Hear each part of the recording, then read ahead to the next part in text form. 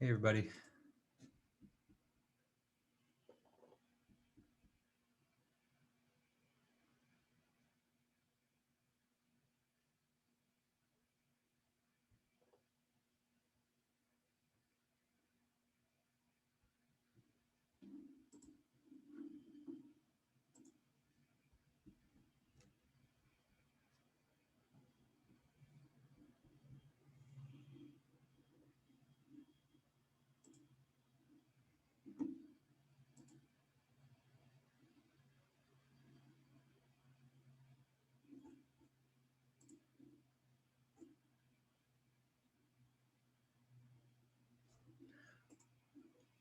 Okay, we are going to do. I'm going to demonstrate some things in MATLAB today, and so if you want to kind of follow along, you can have that open as well.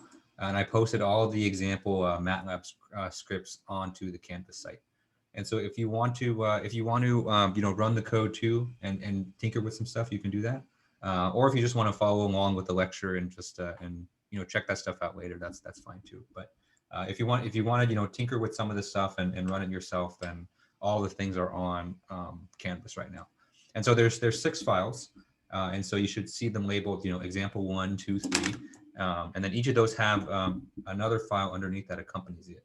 And so you can download all 6 files, but we're probably only going to get through the first 4 today.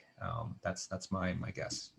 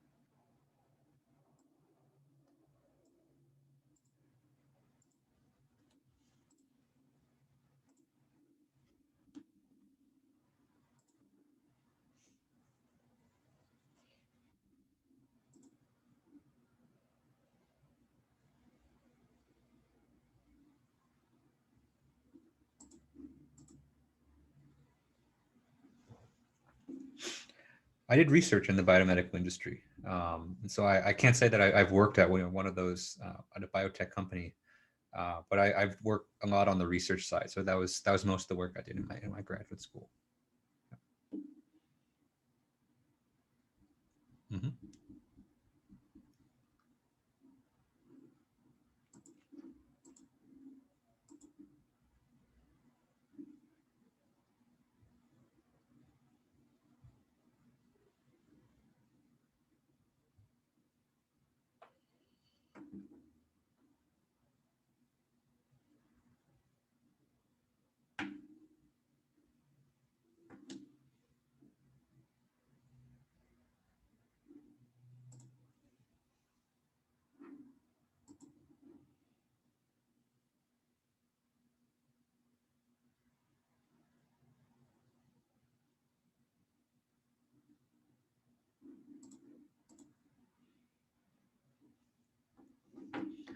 Another major program. Yeah, that's a good question. I would say a lot of the biotech industry, they're not, a lot of them are still experimental. So they're not doing as much computational work as like relative to like, aerospace or automotives. And so aerospace industry, automotive industry, finite elements and things there are very, very much integrated into how they do things. But for biomedical, because the systems there are I would say, the computational models aren't as developed and they aren't as sophisticated.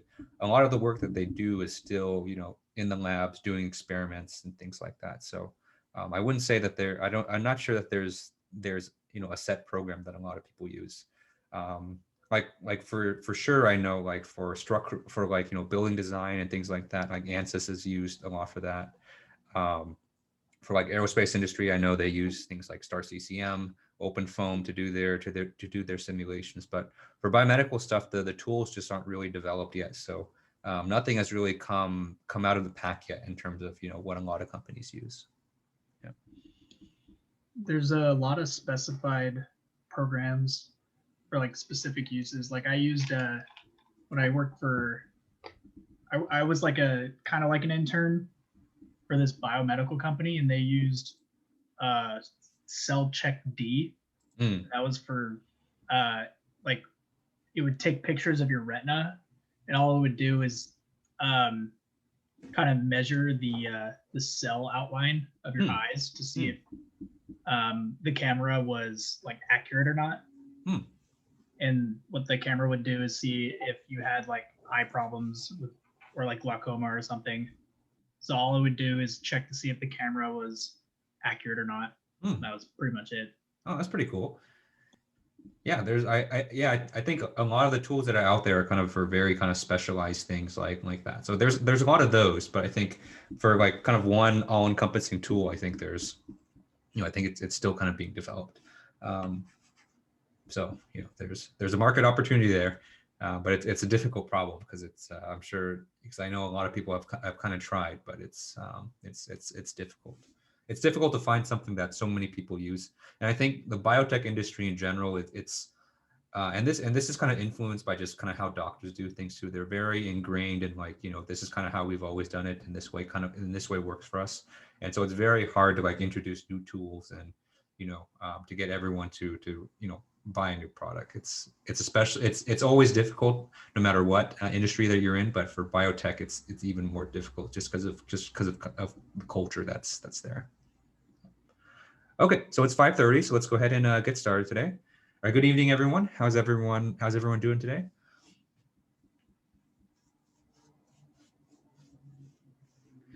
Doing good, Professor. How are you? Great. Good. That's good. Good to hear. Yeah, I'm doing good myself. Ready for the weekend. That's for sure. Okay. All right. So the plan today is we're going to finish up our lecture notes on lump parameter modeling, or at least we're going to get as far as I can. And so today we're going to bring in the MATLAB component of this. And so last time what we did is we talked a lot about first of all what is a lump parameter model, and how do we derive the governing equations for that, right?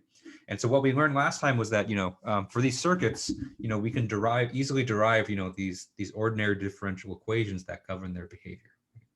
And so those equations by themselves, like they're fine.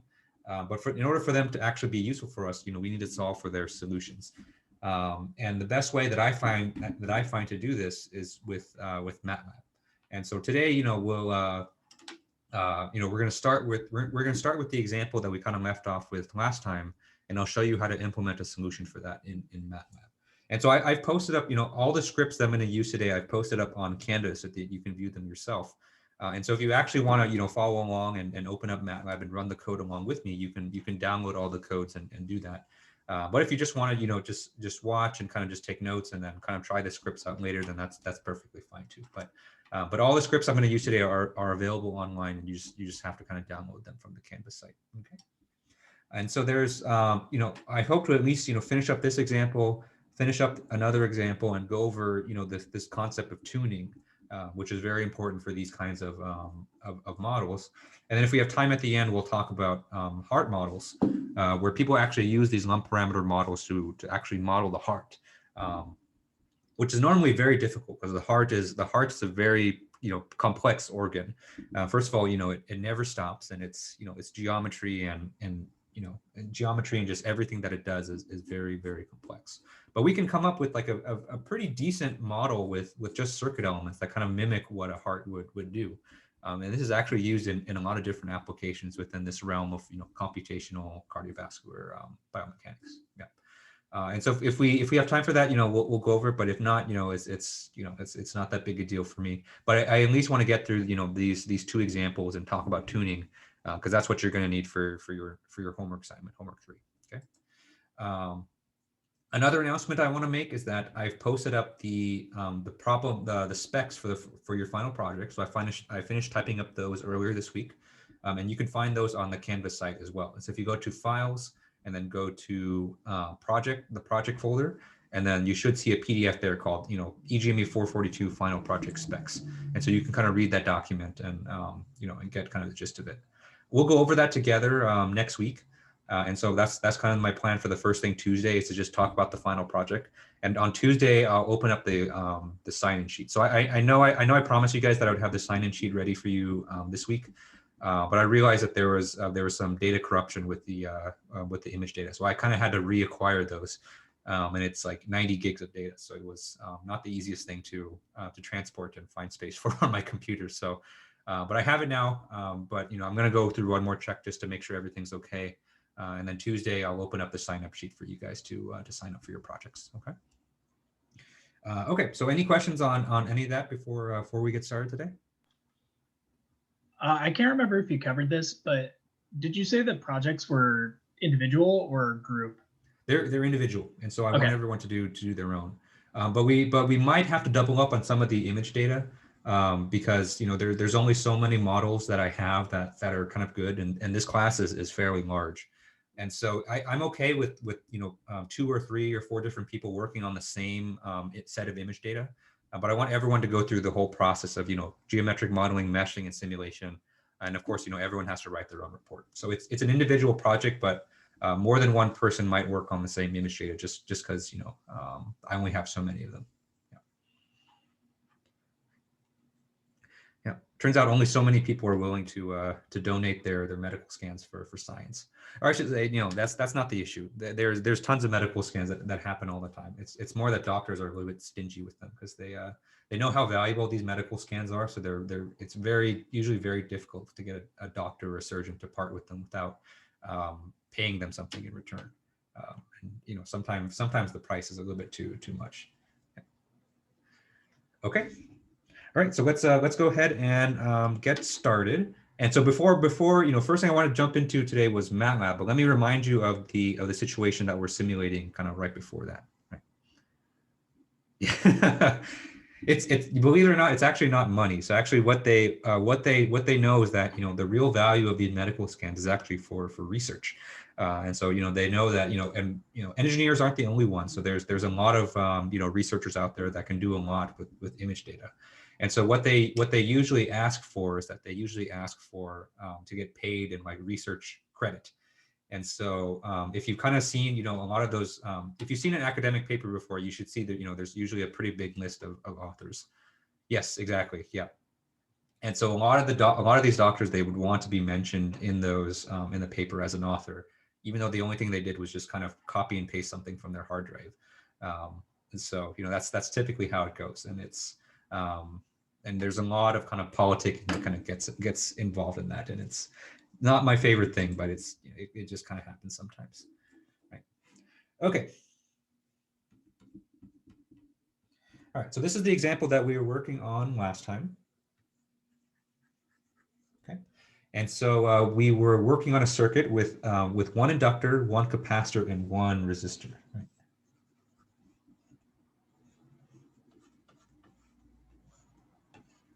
Right.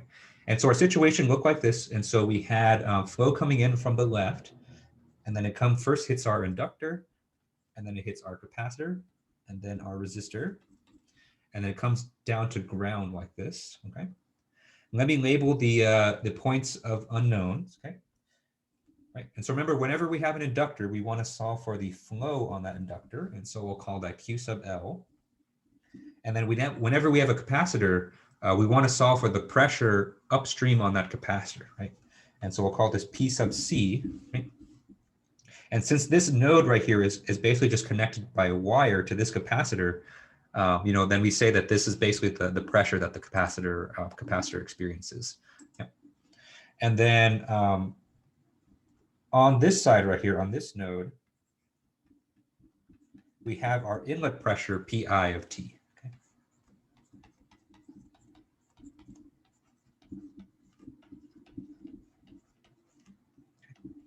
And then and so for this, since we're actually going to compute it, we actually have an expression for this.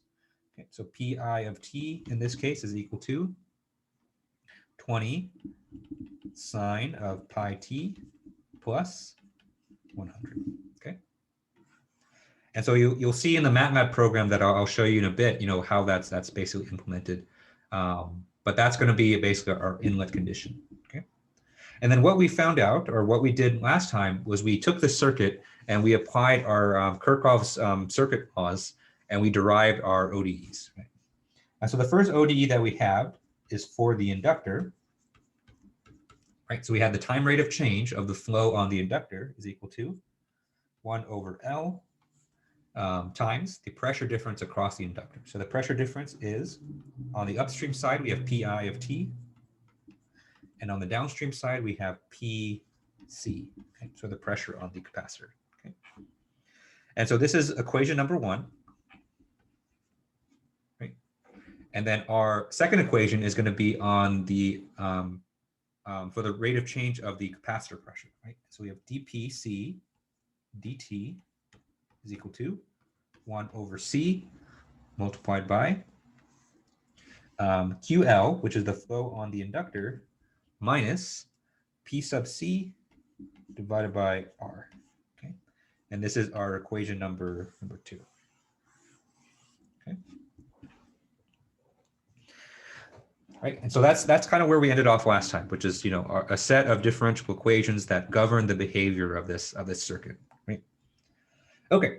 And so from here, you know, now that we have the equations, now the last thing that we need to do is just simply to solve it. But solving it is not it's not a trivial matter, right?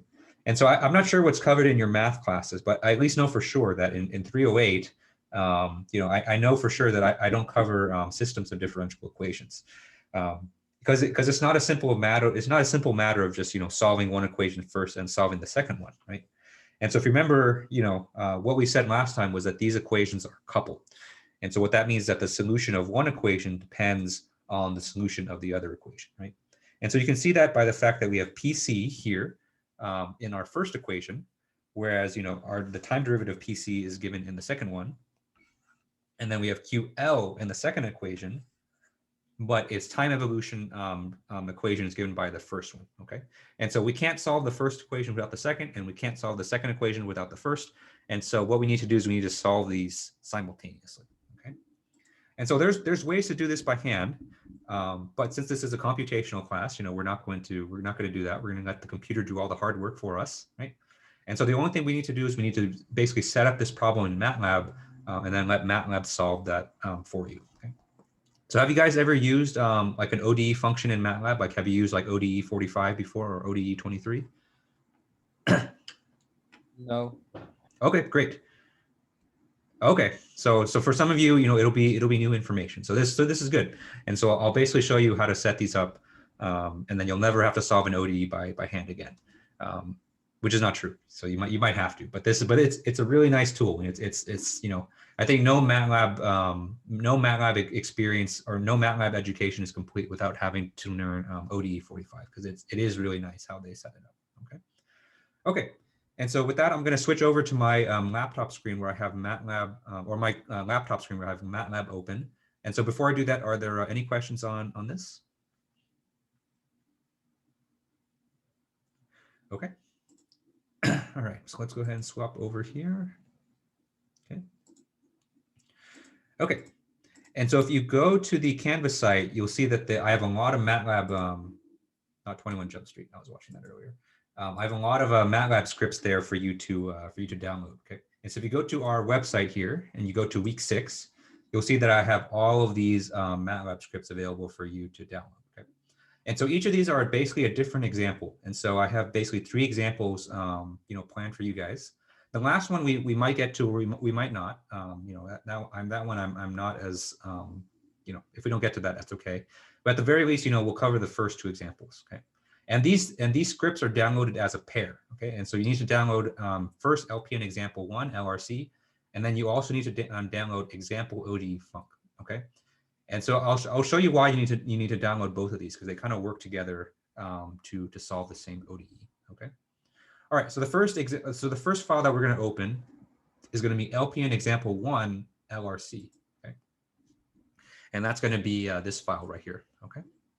All right, and so in this file, you can see that we have several lines of code here, and I've commented each of the lines here to kind of show you what each of them do. Okay.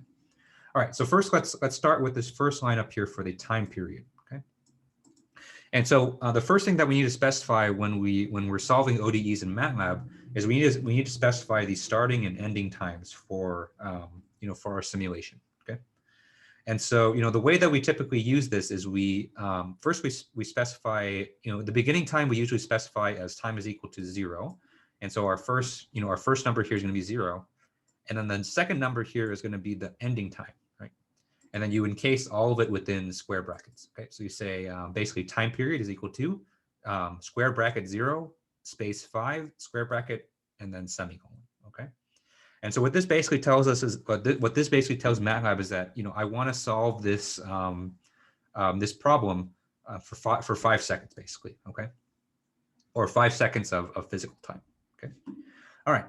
And so the next thing that we're going to specify here, next thing that we need to specify is the initial conditions for all of the unknowns in our system, right? And so if you remember, from our ODEs, we had 2 unknowns. And so the first unknown was Q sub L, and that was the flow on the inductor, okay? And then the second unknown was P sub C, and that was the pressure on the capacitor, right? Since we're going to be solving these equations basically forward in time, we need to specify their initial values, okay? And so the way you do that is you kind of, you define a vector, just like we did up here, and then you list out basically the values of the initial conditions for these guys in order, okay? And so, the initial conditions don't really usually matter all too much. These are just kind of the starting conditions. And then from here, the solution will kind of take over. And so I have some initial conditions here where, I know that they're going to work well. But for most situations, actually, you can just use initial conditions of 0. And so you can just assume that everything starts at 0, and then the solution will kind of ramp up from there, okay? And so for your homeworks too, you can start it out at 0 and it's going to work okay. So I've tested out all your homeworks with starting from 0 initial conditions, and they work fine. But you at least need to tell MATLAB where you want to start from, and so that's kind of the point of this. Okay. All right, and so the next thing, our next line of code here is probably going to be the line of code with the most stuff that's involved. Okay. And this is actually the line of code that tells MATLAB on how to solve our ODEs. Okay. And so for those of you, who've solved ODEs in MATLAB before, you've probably used this function before. And so this function is called ODE 45. Okay? And this is one of the functions that MATLAB has for solving ODEs. Okay? And so I like 45 just because that's just the one that I've kind of used a lot. But there's also ODE 23, there's ODE 45S, ODE 23S, and so there's a lot out there. But for the kinds of the kinds of functions that we're going to be solving for in this class, I think any ODE function will basically give you the same result. And so I use 45 just because that's the one I've always used. But I've tested out with other ones, they work out just fine as well.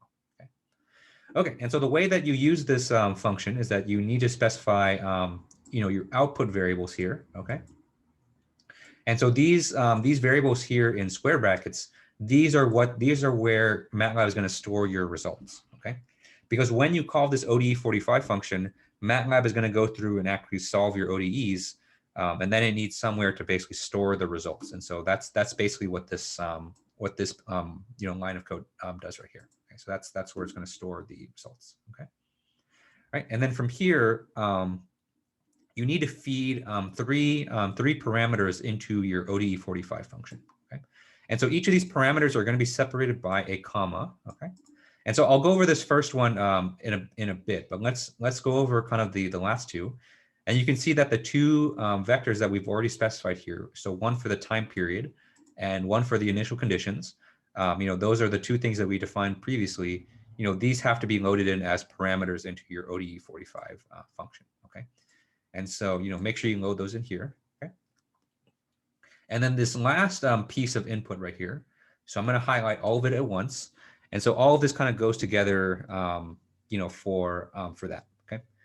And so what you're basically doing here is you're basically loading in another function that is going to go into ODE 45.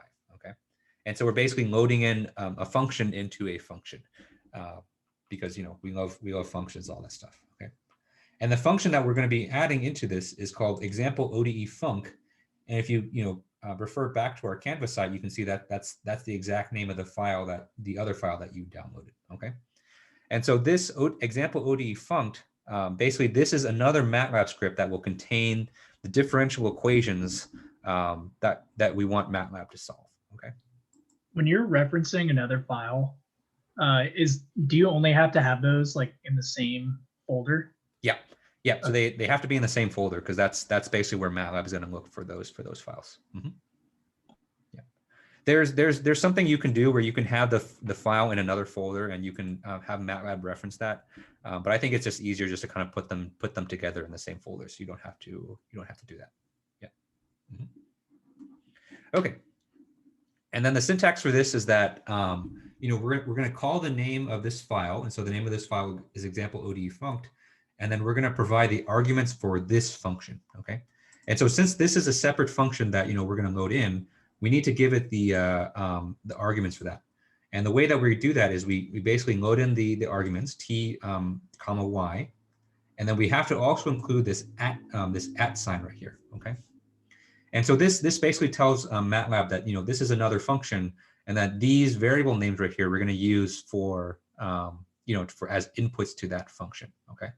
And so this ODE 45 will basically run this function right here with these inputs. Right?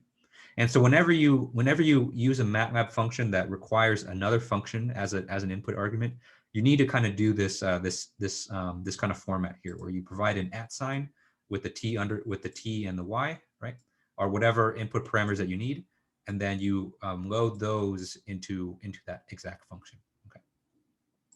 And so for this class, if you don't have experience doing this, you can just basically just copy the exact same syntax that I use.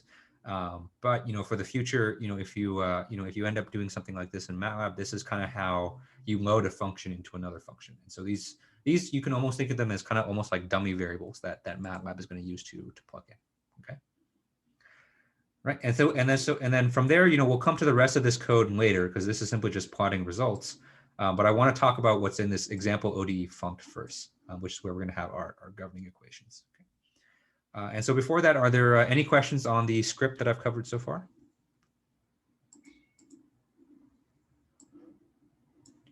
Okay. All right. And so let's open up the other MATLAB file, which is example ODE func. Okay. And so this is this file right here is going to contain all of the input data and all of the parameter values and all of the differential equations that we're going to solve for. Okay. All right. And so if you open up this MATLAB script, you can see that I've started the script with the keyword function, okay? And so what that tells MATLAB is that this is going to be a special file that's going to contain a single function, okay? And so you need to make sure that you start this file with function right here, okay? And then from there, you define what the output is going to be, okay? And so you can see here, I've defined this new variable called dy dt, and this is going to be the output that's going to be the output for this function, okay? And then from there, you say equal sign, and then you give the name of the function itself. And so this should match the name of the file, okay? And so the name of the function here should be the same as the name of the file. And then you provide it with the input arguments, okay? And so for this function, we have two input arguments. So we have one, which is going to be time. And so that tells us, what time that we're in for the, for the simulation. And then we have this vector y, okay? And so this y vector here is really important because that basically contains the solution variables from the previous time step, okay?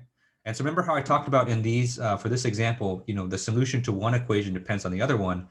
This y vector right here is how we're going to obtain those other solutions, okay? Okay.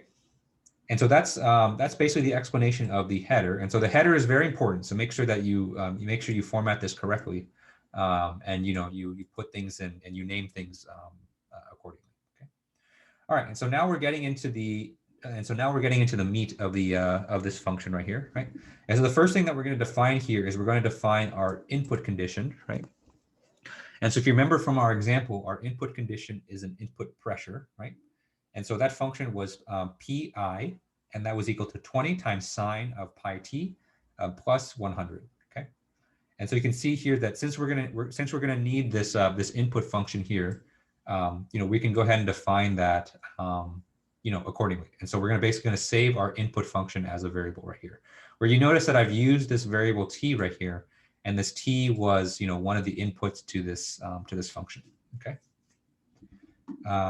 Okay. And so that'll get us our input condition. And then the next thing that we're going to need is we're going to need all of our parameter values, right? And so for the LPNs, what this means is that you're going to specify all of the parameter values for the inductances, the capacitances, and all the resistances. Okay.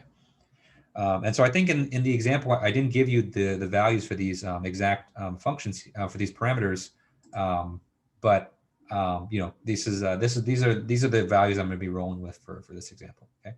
We'll be spending a lot more time later on how do you actually choose these values, because the selection for these parameter values is actually really important. But we'll get to that when we get to tuning. Okay. Okay. And so from there we need to label our unknowns. Okay. And so this part's really important because from here this is how we get the various values for the functions in our ODEs. Okay. So let me pull up the lecture notes here. Okay. Right, and so you can see from our lecture notes here that in order to actually solve for these variables, we need to have a variable for p sub c, and we need to have a variable for that's the next example. We also need to have a variable for q sub l. Okay, right. And so the ordering of this is really important because you want to make sure that you read the right input. You want to read the right variables in from this y vector. Okay. Because this y vector is just going to be this y is just going to be a vector which contains all of your unknowns that you're solving for in this equation, right? And so in this case, we're solving for two unknowns, okay? And so if you think back to when we wrote these equations down by hand, I labeled each of these equations 1, and I labeled the second equation 2, right? And so that wasn't just for convenience, and so that numbering scheme we're going to use here for the variables as well. And so since we called this first equation for QL, we called this variable 1. And so we're going to specify that as, Q sub L. So we're creating a new variable is going to equal to Y of 1. Okay. And this 1 right here corresponds to the fact that, this is the first equation that we wrote down when we derived our ODEs for this case. Okay. All right. And so the other variable that we need to specify is the pressure on the capacitor. Okay. And since this is the second equation that we specified, we're going to specify this as y of 2. Okay. And so this is basically how we're going to plug these into these equations. And so, because the next thing that we're going to do is we're going to finally specify this dy dt, and this lists out all of the derivatives for all of the differential equations that we're going to do. Okay. And so from here, we're just going to fill out, the equations as we see them, as we derived. Okay. And so first we have to specify, the container for this. And so we're going to use the zeros function here and to create an empty vector that's 2 by 1. Right. And then we're going to specify the values of the ODEs in here. Okay. And so let's start with the first ODE. So the first ODE we can see here is just going to be 1 over L multiplied by Pi minus P, in this case, P1, which is going to be our, our pressure on the capacitor. Okay. And then we just plug that formula directly into MATLAB, just like that. Okay. And so we have 1 over L times Pi minus P1. Okay. And so that's our equation. And since we've already defined everything above this, we define Pi, we define the inductance value, and we define our Y values here, and it's just simply plugging into that. Okay. And then for the second equation, we can just do the same thing. And so our second equation is 1 over the capacitance times Q sub L, which is what we defined right here, minus P1 divided by R. Okay. And that's exactly kind of what we plug into MATLAB. Right. And so when you're defining these ODE function MATLAB scripts, you can basically just use this exact same format for all your scripts, right? And so at first you can define your input condition, right? And so our input condition was our sinusoid. Then we can specify all our parameter values, and are basically all the numerical values for the circuit components that we're going to plug in. Then we can label our what I call the unknown variables, and so this is basically what we solve for. And then finally, at the end right here, then we define or specify our governing differential equations. Okay. And then once you do that, you can go ahead and save, and then you can return back to the other script, and you can run the simulation. Okay. But before I run this, are there any questions on how I formatted this file right here, this example ODE func file? I have a question. So for the inlet pressure, you see how you have PI parentheses T. Do we have to put that on the MATLAB code where it says compute inlet pressure value at this time? Yeah. So the fact that yeah, right. So you have PI. Yeah. But on the note you have PI parentheses T. Yeah. So this is just a variable name, and so that's why I just call it PI, because if you do P in parentheses or PI of T, then what MATLAB is going to think is that this is a vector that we're referencing. But in this case, we just want a variable to compute the inlet pressure, and so that's why I just do PI right here. And so you don't want to put parentheses here, but you can call this. You can also call this kind of whatever you want to. So you can call this PI underscore T, right? And then, but just make sure that you kind of change it everywhere in your code so that it kind of references that. Okay. Sounds good, Professor. Thank you. Yeah. Mm-hmm. Right. So the question is, how do we add more equations? Yeah. So that's a good question. And so after this, we're going to do another example. Actually, no, that other example also has 2 equations. But if you want to do a case with 3 equations, you would simply do it like this. And so you would just change this dy dt to have 3 entries, and then you just add a 3rd equation just like that. Yeah. Right. And if you have more parameters, of course, you can add more lines of code here. So let's say that you have a second resistor, so you can define R2, and we'll call this 1.25, right? And say we had more unknowns, right? And so you can add more variables here, basically, according to what your equation is. All right, question. So, and we are referencing the dy dt vectors through, correct? As in comparison, if f pi was pi of t. Let's see. I'm sorry. Could you?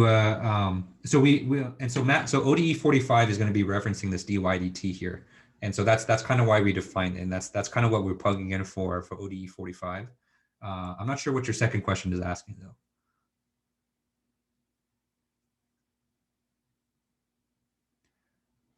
Oh, question. So, and so we don't touch the other code if we have more equations. And so if you have more equations, you have to add more initial conditions, right? And so if we had a third differential equation here, we would have to add a third initial condition here as well, right?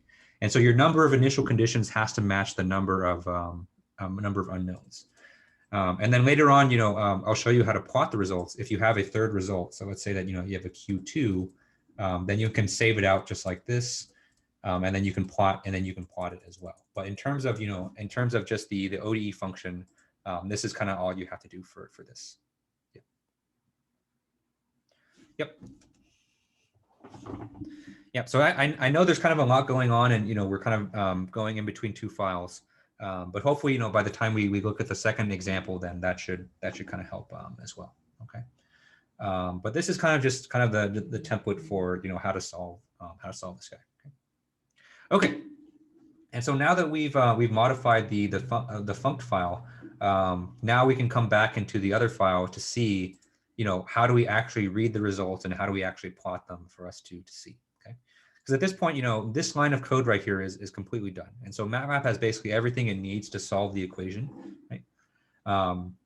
But in order to actually look at the results, we need to actually kind of read them off, right? Because remember what I mentioned before. So we have two output variables right here.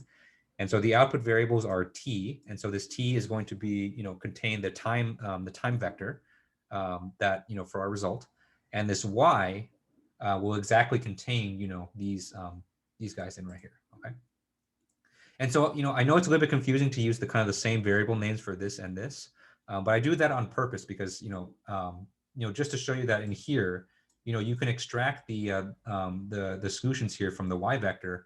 And here you can actually do the exact same thing, okay? And so if you want to extract the flow solution at all times, remember the flow is the first equation that we have in our ODE, in our LPN, okay? And so the way we do that is we're going to do Q sub L is equal to Y, and then we need this colon right here, right? And so what the colon tells you, and so what the colon does, the colon tells MATLAB to obtain the flow solution at all times. Okay, because we don't just want the flow solution at just one particular time. We want the flow solution over the entire time period, right? So over from 0 to 5, and that's what this colon does, right? And so this colon is kind of like a MATLAB special notation here to tell MATLAB to grab basically every entry in that dimension. And so if you actually run this code, you should see that this y here is basically a matrix, and the number of rows in this matrix basically corresponds to how many time steps that MATLAB ends up choosing, right? And so we use this colon notation here to specify that we want MATLAB to obtain all of it. Okay, and then we can do the same thing for the pressure on the capacitor too, right? And so we're going to do y, and then we do colon. But instead of 1, then we're going to do 2 right here. Because remember, our equation for the pressure was our second differential equation that we defined in our code. Okay. Okay. And so now that we have these variables, so now we can just simply plot them, right? And so now we're just going to do just bog standard, just plotting in MATLAB. And so we're going to define a figure, plot the results. Okay. And so we're going to in this first plot, we're going to plot the Q as a function of t. And we can give it a title, and we can label the axes, and then we can do the same thing for the pressure as well, right? And so from here you have everything we need. So let's go ahead and run the script, and then get an error that I wasn't expecting. Let's see. Oh, it's because I modified this thing. Oops. Right. Okay. And so you want to make sure that your dy dt has the same dimensions as the amount of things that you're solving for. Okay. Okay. And so from here, we can see our results, right? And so on this first graph right here, you can see the the flow through the inductor as a function of time, and then you can see the pressure on the capacitor as a function of time too. Okay. And so you can see here they start from our initial conditions, which are 0, and then they go up, and then they kind of oscillate from there. And so if you want to increase, or you want to see basically more oscillations here, you can increase the ending time. So let me go ahead and change this to 10. Okay. We go ahead and run our code, and we can see now that we're running for 10 seconds here. So time goes between 0 and 10. Right? Okay. And then these are basically the solutions to our ODEs. And so you can see that they look like sinusoids, right? Which makes sense because, our inlet condition here was just simply a sinusoid, and our circuit wasn't terribly complex. I mean, so it kind of makes sense that our outputs look very similar to our inputs in this case. Okay. All right. And so that's basically how you solve an ODE in MATLAB. Right? Any questions on this? All right, questions. So in the Windkessel model, what was the inductor representing? Yeah, that's a good question. So the inductor represents fluid inertia. And so it represents the fact that, a fluid has mass, and, just because you apply a pressure gradient to it doesn't mean it's going to react immediately. And so the fact that it has some inertia means that it takes a little bit of time. And so, if you apply a pressure gradient to a flow, then it's going to take a little bit of time for that flow to kind of ramp up to its final value. Yeah. Mm-hmm. Yep. So, Professor, Mm-hmm. Can you explain again why for the initial conditions you can use 0, 0 and it doesn't change compared to using, I think you used initially 40, 60? Yeah. So so for these LPN models, they're usually pretty stable mathematical systems, and so they're not going to do anything too crazy, especially if you use MATLAB's ODE function. And so because they're so stable, you can start them at 0, and then eventually they're going to ramp up and kind of reach their steady state. And so if we started these at like say we started it at like 80, and so let me start it at 40 and 100 actually. And all you'll see is basically that, it just, all you'll see is that they kind of start from a different spot, and then they kind of just reach kind of the same state. Okay. And so these graphs kind of look different, but the reason they look different is because, we're not starting from 0. But you can see that the ending oscillation looks the same because, ultimately the behavior of the system is determined by the circuit elements and not really the initial conditions. Okay, thank you. Yep. Mm-hmm.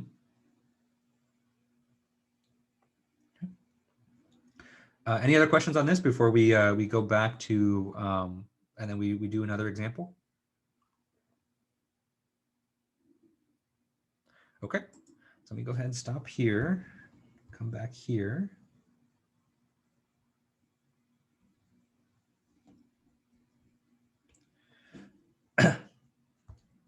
All right, and so that example there was basically our first implementation of an LPN in MATLAB. Okay,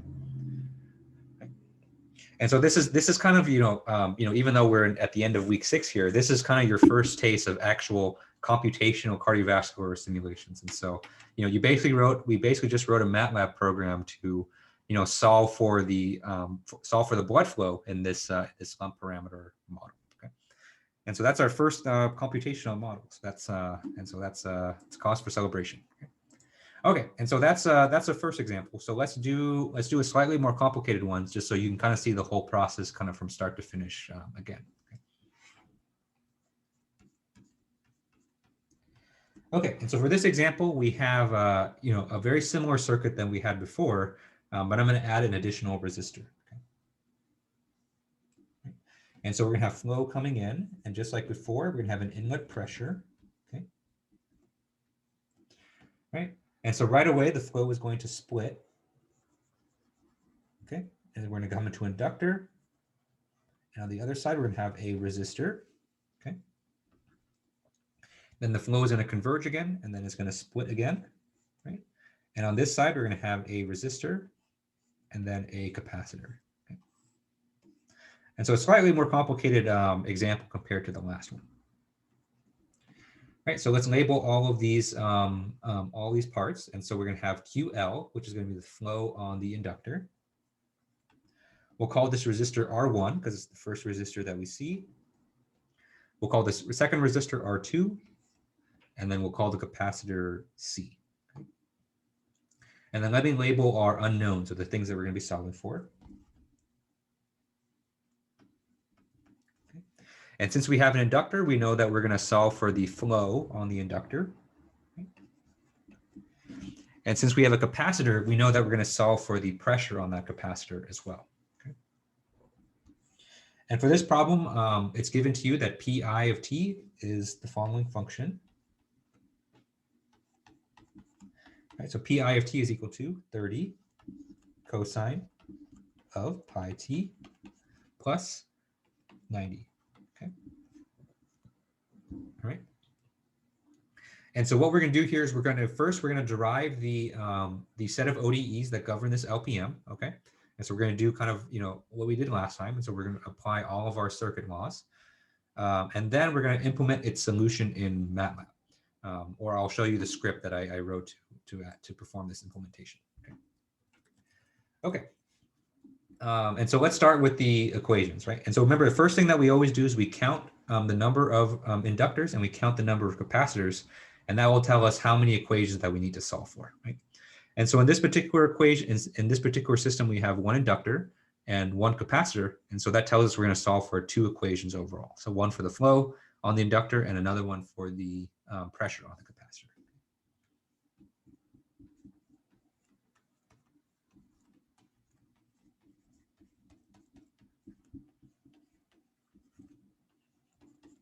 Okay.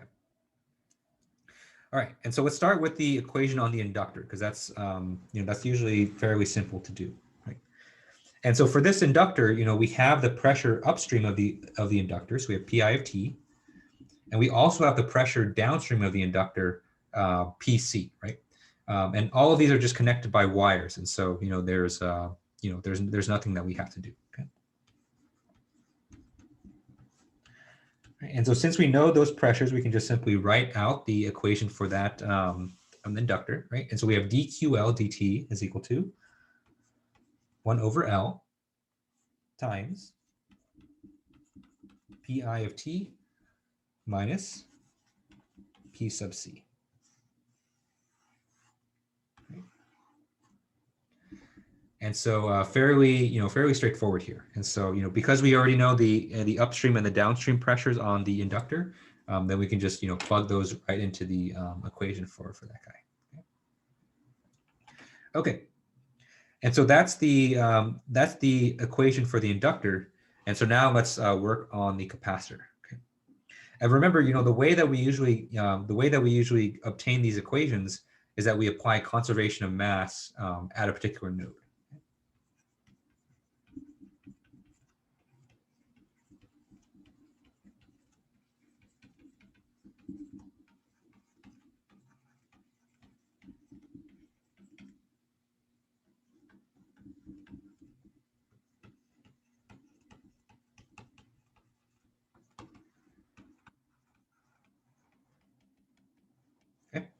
And so we're going to apply conservation of mass on the node that's connected to the capacitor, right?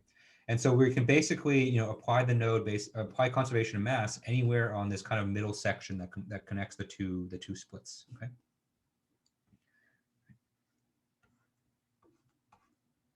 And so if we apply conservation of mass right here, remember the way that we apply it is we consider all the flows coming in, and that has to equal to all the flows coming out. Okay.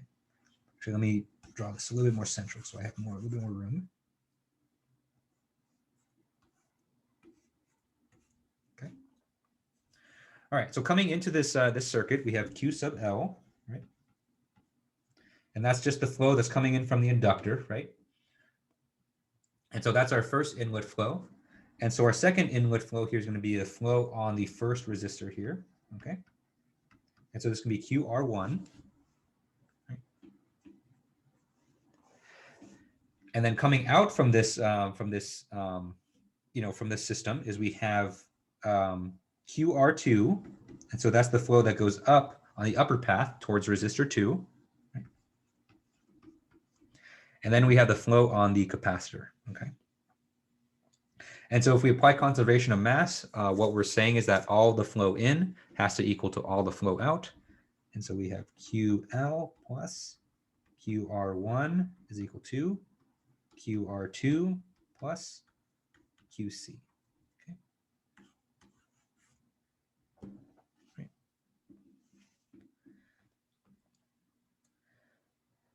Right. And so the next step here is we're going to plug in for the expressions for each of the different Qs. Okay. With the exception of QL, because QL we're already kind of solving for it, and so we can just leave it as QL.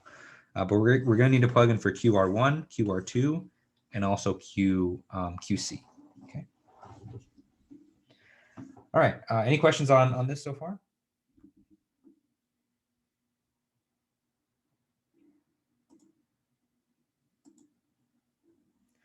Okay. And so let's write out the expressions for all of these guys based on their governing equations, right? So let's start with QR1. Let me use black for this. So QR1, okay. And so remember, to get the flow on a resistor, all we simply do is apply Ohm's law, right? And so the flow on this resistor is going to be delta P divided by R1, okay? Where delta P here is the difference between the upstream and the downstream pressure on that resistor, okay?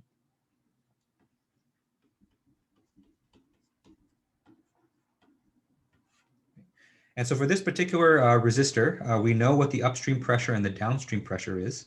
And so upstream on this resistor, we have Pi of T because that's what we're applying up here. And as all this is connected by wire, and so all of those are at the same pressure, right?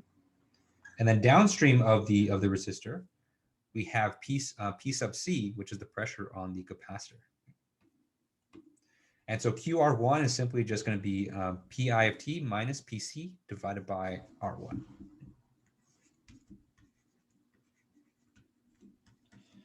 Okay, and so now let's talk about QR2. And so this is going to be the flow on the second resistor. And so for the second resistor, we're going to use the same formula, and so we're going to do delta P divided by R, but in this case it's R2, right? But since this resistor here is connected to ground on its tail side, right?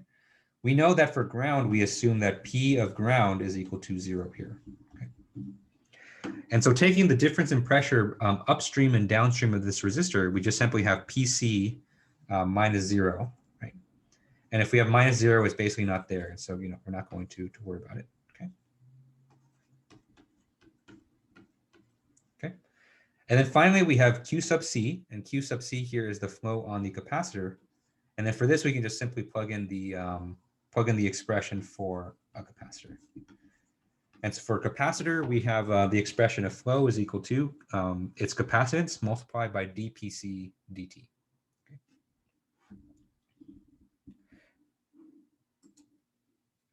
Okay. And so now that we have now that we have these values here, now we can just simply plug them into our conservation of mass expression. Okay. And so our conservation of mass, we had Q sub L plus QR1, right?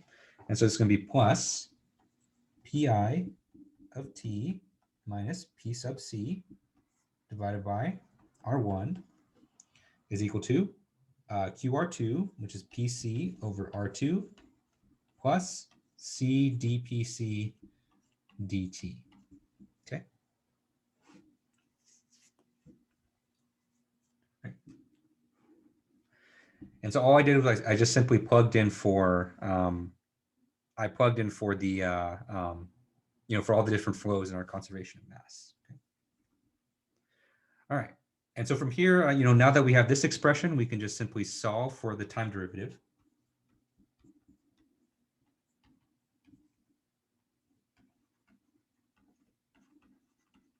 Okay. Because that's what we're going to be plugging into Matlab. And so if we do that, we get dPc dt is equal to 1 over C multiplied by Q sub L plus Pi of T minus PC divided by R1 minus PC over R2. Okay. And so now, at this point, we have both of our equations. And so now we can go ahead and implement this into Matlab. Okay, so any questions on how we got these ODEs?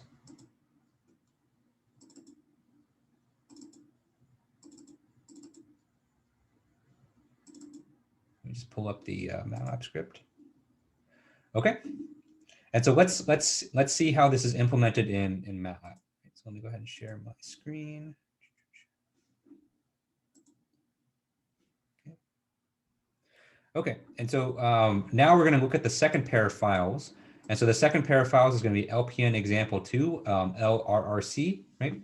And so you can see here, I basically listed out all the circuit components, right? And then we're going to work with example ODE func 2. Okay. Okay. And so let's go through these scripts here and then just kind of walk through, what each of the different everything means. Okay. As you can see, the format's going to be very similar to our first script, except that, there's going to be more parameters added, and there's also going to be, more, just more stuff going on. Right? All right, but we start out the same way. And so the first thing that we specify is the time period, right? And so for this particular example, just because it's going to need a little bit more time to reach steady state, I'm going to run this for 15 seconds, right? So it's going to go between 0 and 15. Okay. Right. And then from there, we need to specify our initial conditions.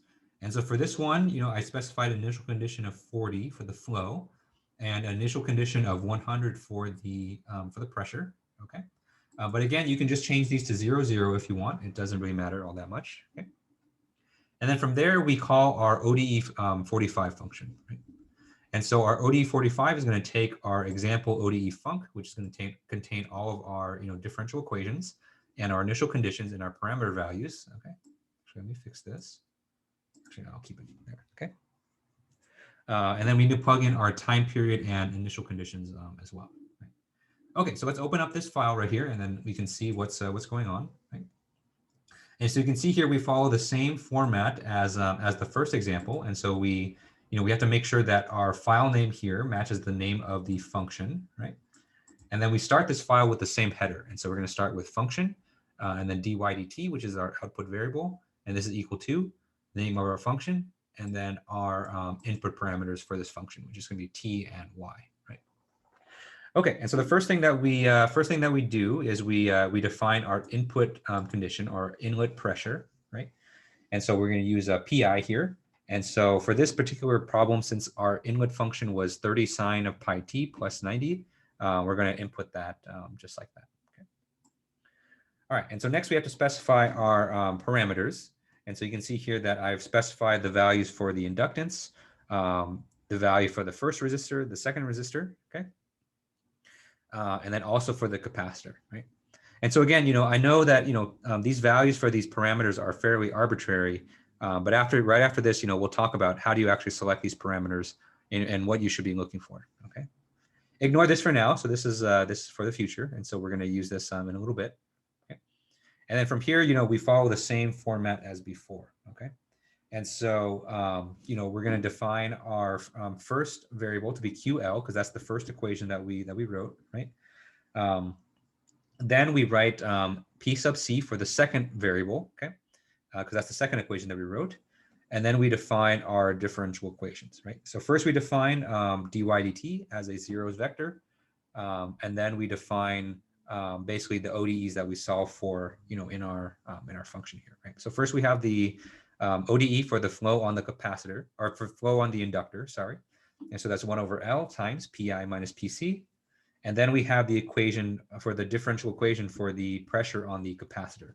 And so that's 1 over C times Q sub L plus, this is QR1, and then this is QR2 right here, okay? Right? And then once we do that, then we can go ahead and, let MATLAB solve it. And then we're going to plot these results kind of in the same way that we did before, right? And so first we're going to make a plot of the flow, and next we're going to make a plot of the pressure, okay? And then we can just kind of see what happens. Right? And so before I run this, are there any questions that anyone has?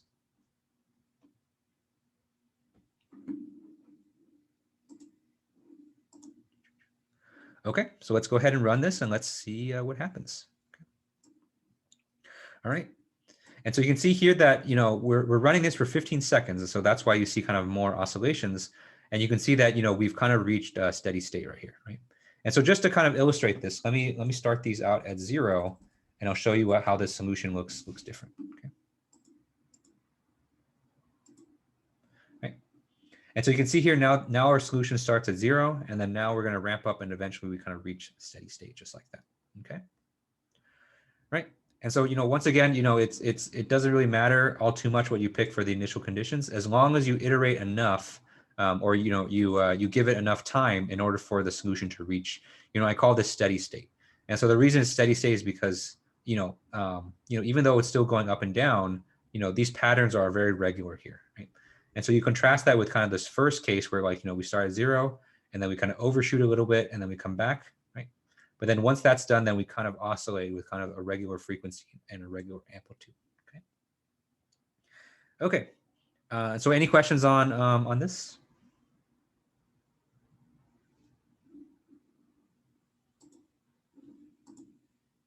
Okay. All right. And so now let's talk about the parameter values, right? And so I mentioned before that I've kind of assigned these arbitrarily, so I kind of just gave them to you, right?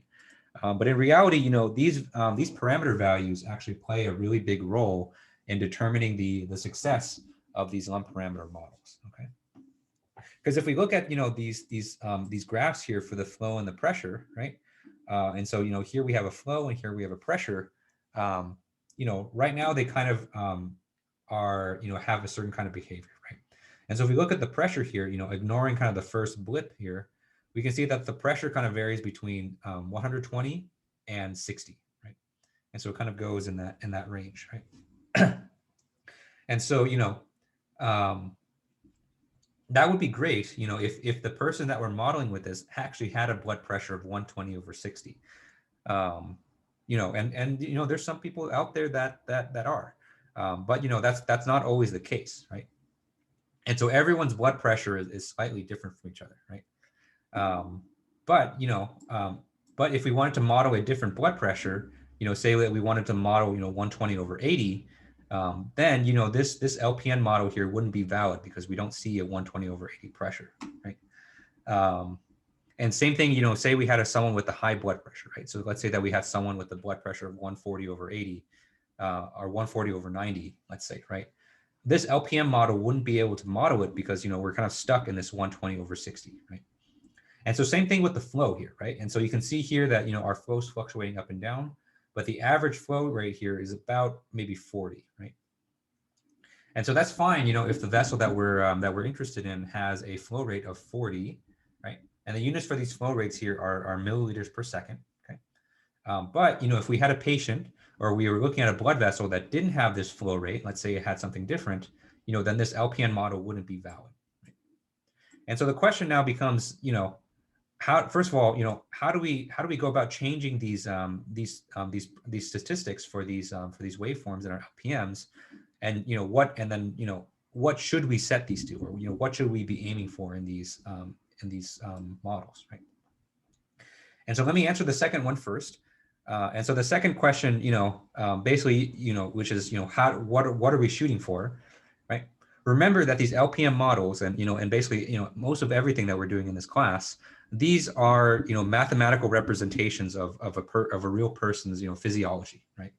And so, in order for these models to be useful, what we want is for these models to basically replicate reality as closely as possible, right? And so we, if we're using this model to model, your own personal blood pressure, right? Then what we should do is we should try to make it so that this circuit matches your blood pressure exactly. So it has the same maximum, it has the same minimum, and it has the same mean value, right? And so same thing for the flow rate. And the way that we're going to accomplish that is we're going to basically fiddle with these parameter values, right here, okay? Right?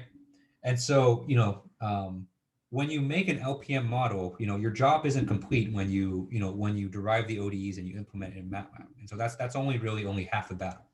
And so what you have to do from there is you have to basically fiddle, or you have to tune these parameter values until your results match up with whichever patient or whichever condition that you want to satisfy, right? And so what I'm going to go over now is this is the process of tuning an LPM in order to match some clinical targets, right? Because most of the time, and you'll do this for your syndvascular simulations too, for your final project, right? A lot of times, you're going to have some clinical information about the patient that you're trying to model. And so you're going to have information about their blood pressure, you're going to have information about their, flow rates and things like that, right? And so what you're going to need to do is you need to change the values for these parameters in order to match that, okay? Okay. And so let's see. Actually, let me let's do this. And so let's say that we ran our simulation like this and we obtained these values. Okay. But let's say that these values might be for a little kid, because let's say that if we have a cardiac output for 40, that's about right for a little kid, but for an adult, that's pretty low, right? And so let's say that we want to change the parameters of this simulation such that they match, or such that they have a mean flow rate of 90. Okay.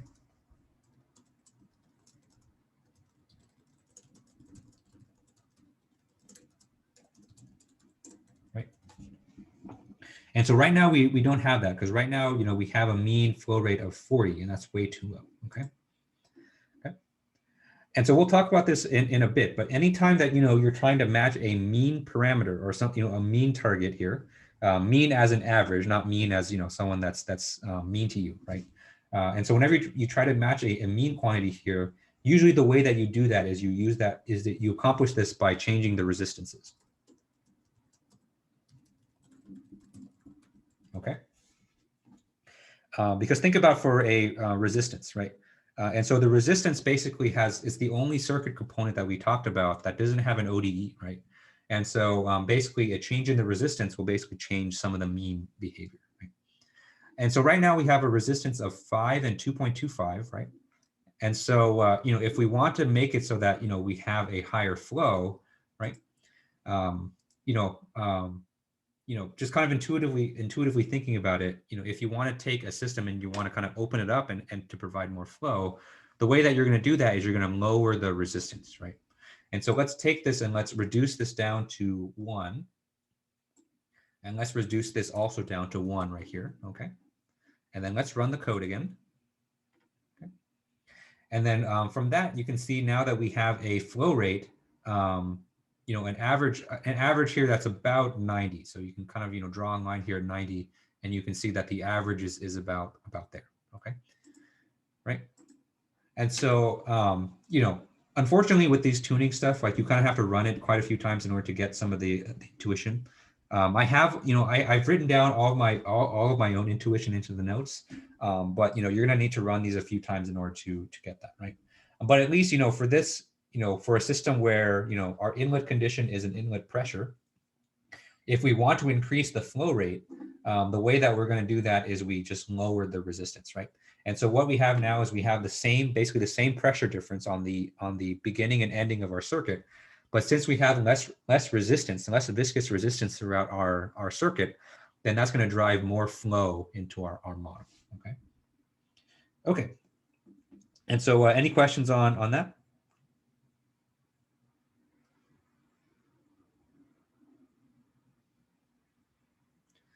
Okay.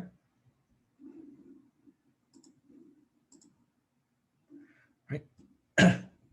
And so for your homeworks, I'm basically going to be having you tune for certain certain clinical targets. Okay. And so actually, let me change these back. So because I kind of went a little bit out of order in my notes, so that's why I'm kind of a little bit frazzled right now. Okay. And so let's run the simulation again. Okay.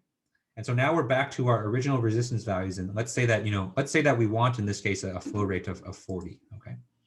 But now let's talk about the pressure, right?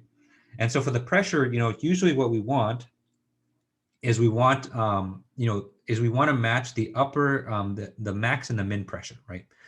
Because this is typically what's measured for a real person, right? So for a real person, we typically measure the systolic pressure and the diastolic pressure, right? And so for this person, we have a systolic pressure of 120, and then we have a diastolic pressure of 60. Okay. And this is a little bit too big of a range for a typical person. So usually we want to tighten this up a little bit. Okay. And so for cases where we need to tighten up the pressure bounds, the way that we usually do that is we usually change the values of the inductor and the capacitor, right? And so the inductor and capacitor, they play kind of similar roles in that, at least in terms of the tuning, in that, changing the value of the inductor and the capacitor will mostly modify the peak to peak pressure, right? right? So it'll modify basically the systolic and diastolic pressure. Right? And so for this case, where we have both an inductor and a capacitor, usually the one that's going to be most impactful will be modifying the circuit element that's closest to the inlet. Right? And so in this case, we have our inductor here, which is closest to the inlet. And so let's change this value here. And so just kind of arbitrarily, let me just change the value of this to 0.75 so that it kind of matches down here. Okay. Right. And so after that, you can see now that we have a max pressure of about 110, and we have a minimum pressure of about 70. Okay. And so you can see here that the pressure curve kind of tightened up a bit, right? Because remember before we went from 120 over 60, and now we're going from 110 over 70. Okay. Right. And so, the inductance and capacitance kind of has this behavior where if you increase the inductance and capacitance, what that will do is it'll kind of tighten up your pressure curve, right? And so there's kind of an inverse relationship here. So you increase the inductance or you increase the capacitance, and then the peak to peak pressure will kind of go down a bit. Okay. And so now this is a little bit more of a realistic kind of pressure wave where we go from between 110 and 70. And so the peak to peak pressure here is about 40. So that's more normal for a typical person. Okay. All right. And so, what we did just now was we basically tuned this lump parameter model in order to match our clinical targets, right? And so what you'll see from the homeworks is, I'll give you an LPN and I'll give you a default set of parameters.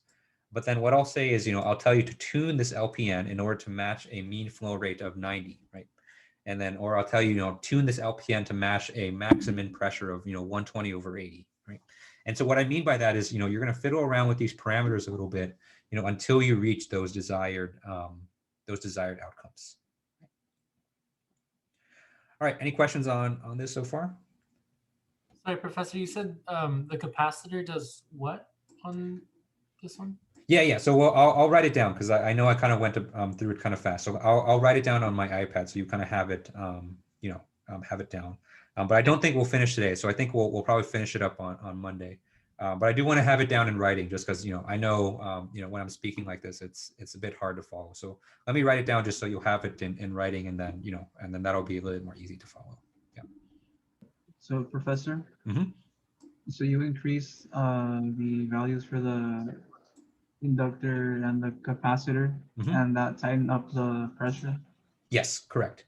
Yeah. So I increased. So our old value for the inductance was 0.25, right? And so what I did was I tripled its value. So I went from 0.25 to 0.75, right? And what that did was it tightened up our pressure curve here. So instead of going between 120 and 60, now we go between 110 and 70. Yeah. So increasing the inductance and capacitance will kind of decrease that peak to peak pressure. Yeah. Okay, thank you. Yep.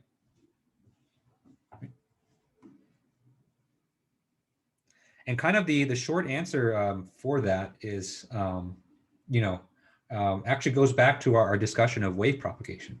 And so, the inertia and the compliance kind of work in the same way. So if you increase the inertia or you increase the compliance, what you're doing is you're kind of reducing the effects of the wave propagation because now the waves are kind of propagating slower. And so that's why you get less pressure amplification. That's one way you can kind of think about it. Yeah. Okay, and so let me go back to my iPad, and let's at least start. Let's at least start talking about writing down, what I call rules of thumb, or the intuition that you need to kind of tune these parameters well. Because if you don't have this intuition, you can spend all day just kind of changing these randomly, and you'll just kind of go around in circles. And so, when you're tuning an LPN, I think it's really important to kind of know what's going to happen. Like, what do you expect to happen if you increase the resistance, or what do you expect to happen when you increase the capacitance or decrease the capacitance, right? And so that's kind of the next subject that we'll talk about. Okay, so let me come back here.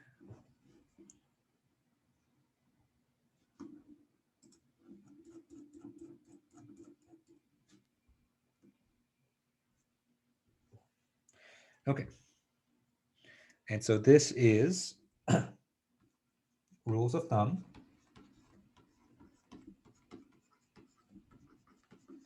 for tuning LPMs. Okay. And so I call these rules of thumb because, for some complicated LPMs, it won't follow these rules exactly, but they'll at least give you some good intuition, and it'll at least tell you where to start, instead of just, random changing things. All right. And so the first rule of thumb that I kind of mentioned already when we had the Matlab up is to start with your resistances. Right? And so the first step when you're tuning an LPM is to tune your resistances, because those are kind of the simplest things to do.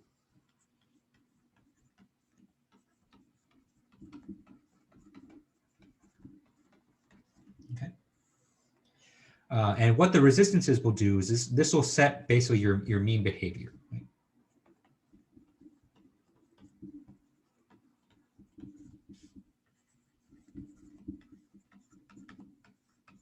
Right? And so things like average pressure, average flow, right? Those things are determined by the resistances, right? Right. And so the reason, I want you to start with this is that, mean values are usually, relatively or easier to specify. And, the reason that resistances govern these is that our resistances are not governed by an ODE. So it's the only one that's not.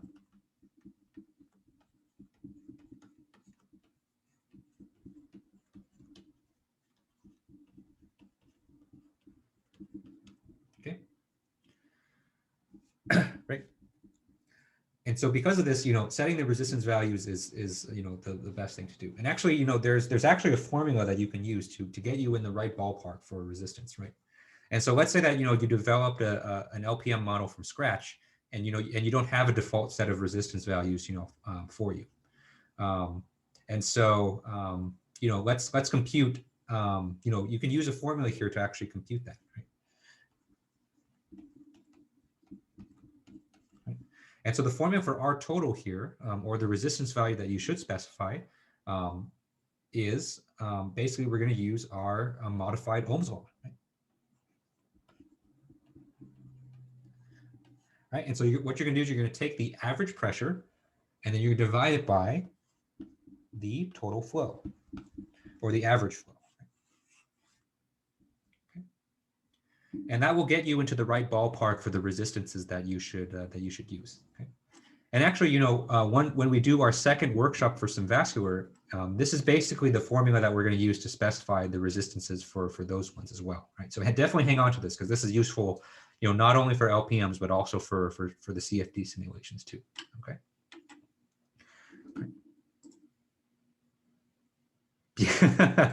Electric boogaloo, right? Okay, and so the last thing I'll show is I'll show you how I computed the resistance value from the previous example.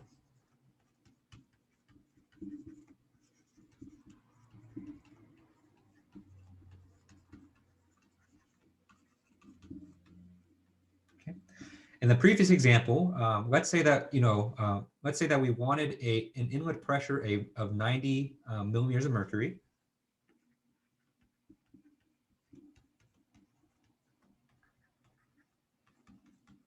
Okay, and so that's the pressure that we want. And then let's say that we wanted a flow rate of 40 milliliters per second.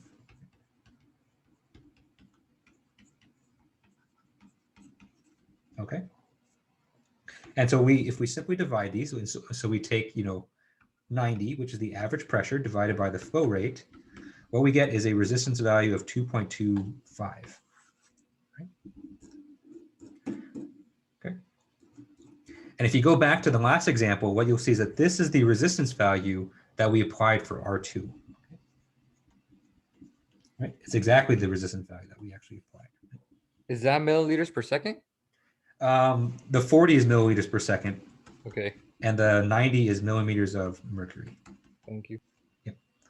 And this 2.25 is resistance units, which I always forget. So I just leave it without units. Right. And so this 2.25 is exactly what we specified for R2, right?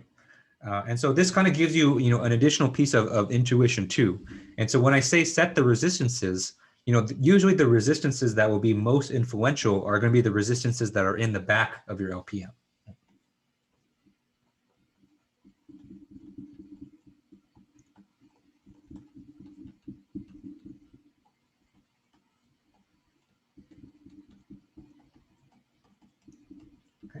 And so if you compute a resistance value like this, try setting this resistance value to, to one of the resistors in the back in order to set your mean behavior, right? And for the more proximal resistors, you can kind of do kind of whatever you want with those. They have less of an impact, but they do have an impact, but not nearly as much as the back, right? And this kind of reflects the fact that all the mean pressures and the flow rates in your body, they're primarily determined by your small capillaries, right? And so those, at least if you're talking about the arterial system, those sit at kind of the back of the system, right? And so it makes sense that we set the back resistors first, because this is this is where all of our capillaries are. All right, any questions on this before we end for today?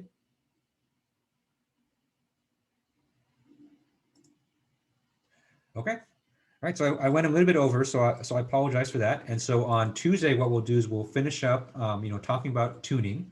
And so there's a little bit more with the resistances that I want to talk about, and then we'll talk about how do you tune your capacitances and inductances. And so we'll do that, and then I guess we'll probably skip the heart model stuff, and then from there we'll start talking about cardiovascular diseases, right? And so thank you everyone for tuning in this week. Hopefully everyone has a good weekend. I know it's kind of a busy time with midterms and everything, so hopefully everyone has at least a chance to rest up this weekend a little bit, right? And so stay safe out there. Have a good weekend, and I'll see you guys next week. Thank you. Yep. Thank you, Professor. Thank you, guys.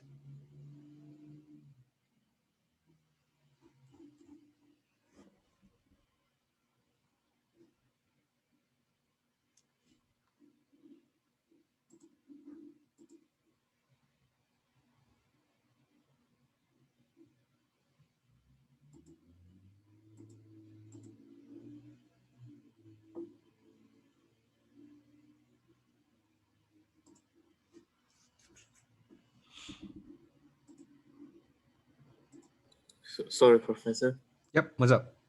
I get up late because I was in China, so different time zone. So Oh, dang. what's the first part of this lecture?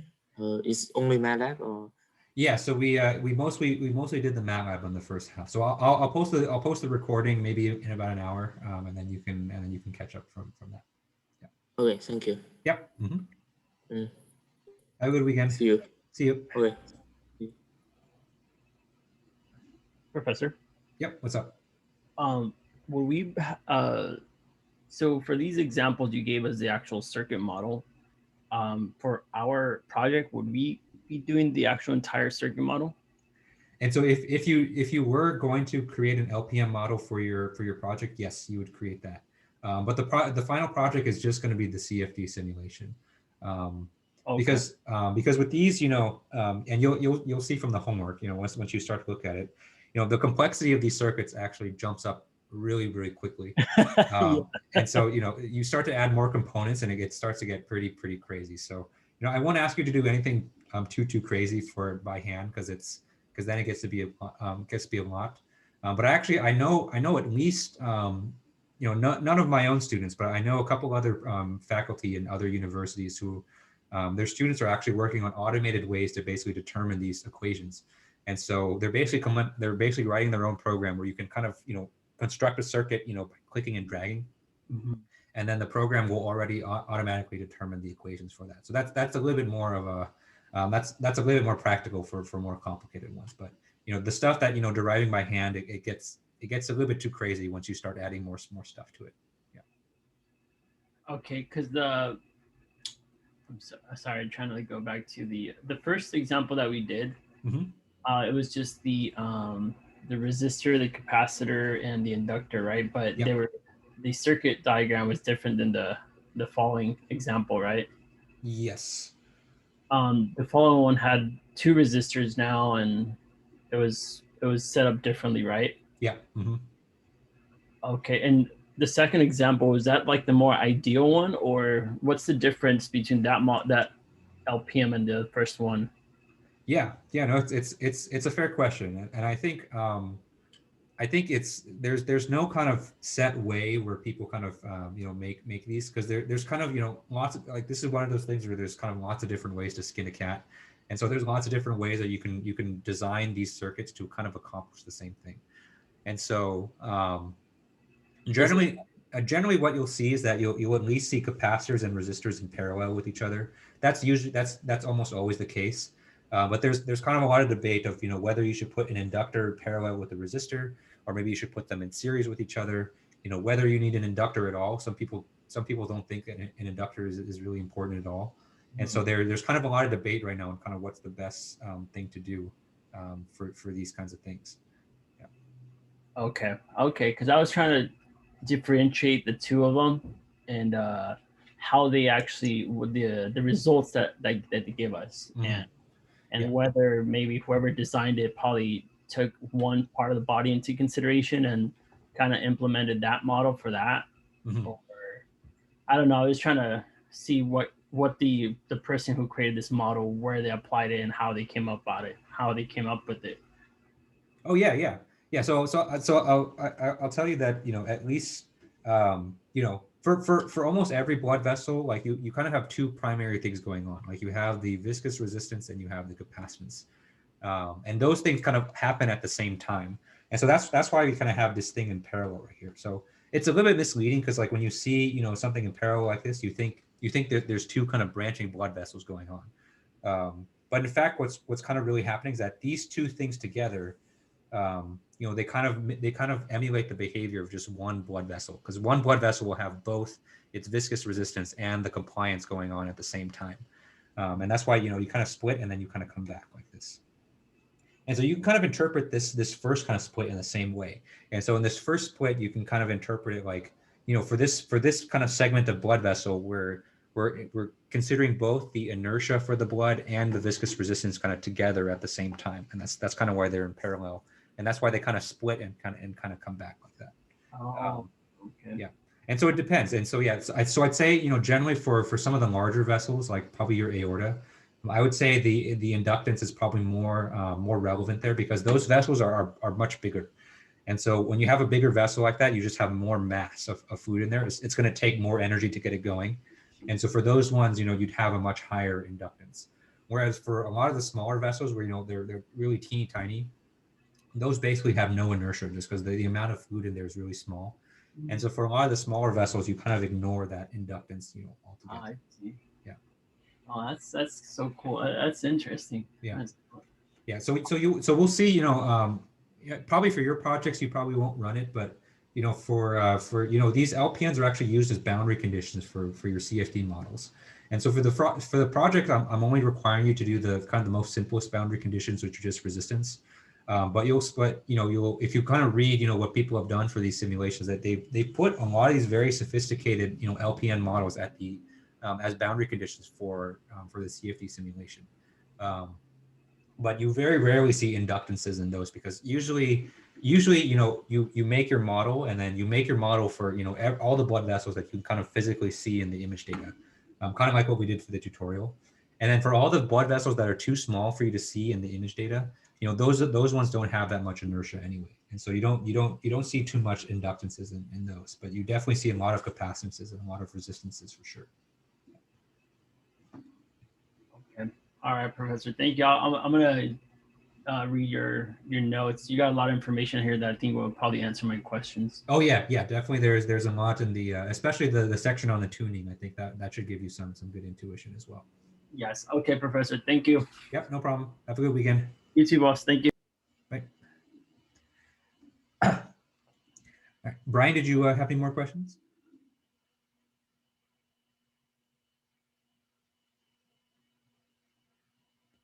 Okay. All right, so I'm going to go ahead and sign off for today. So go ahead, so have a good weekend, and I'll see you next week.